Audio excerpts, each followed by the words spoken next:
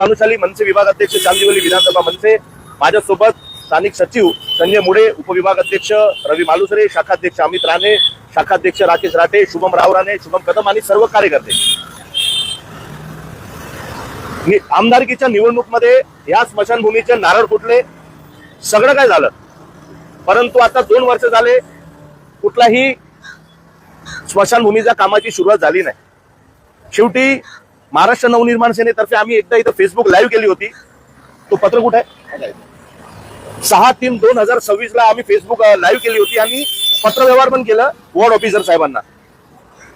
आता त्यानंतर कंटिन्यू आमचा पत्रव्यवहार सोबत पाठपुरावाही चालू होता. वॉर्ड ऑफिसर साहेब बोलत होते आम्ही करतोय, मेंटेनन्स वाले बोलत होते आम्ही करतोय. शेवटी अशी परिस्थिती आहे की समोर आमचे मित्र दादू भोसले राहतात, त्यांच्या मुलाचं निधन झालं. समोर स्मशानभूमी असताना, त्याचा नाव दिलेला असताना लोकांना तिथपर्यंत जावं लागतो. म्हणजे तुम्ही विचार करा की लोकांच्या भावनेबरोबर किती खेळलं जातोय.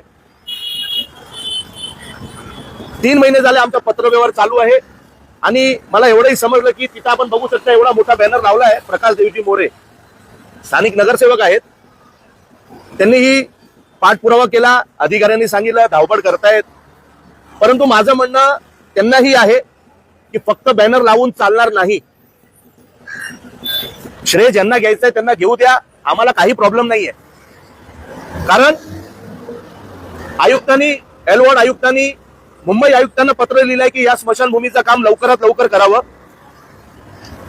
10 जूनला तो पत्र गेलेला आहे की लवकरात लवकर हा काम करावं.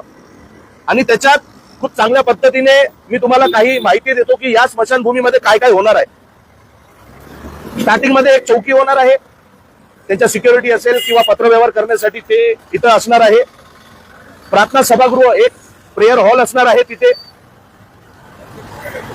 एक लाकडी चिता शेड व 2 लाकडी चिता व्यवस्था. आता ह्याच्यात ते लिहिलेलं आहे पत्रामध्ये, सविस्तर माहिती आम्ही घेणार आहोत.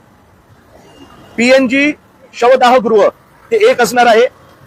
53 बाल दफनभूमीची जागा त्याच्यामध्ये असणार आहे. लाकूड साठण्यासाठी एक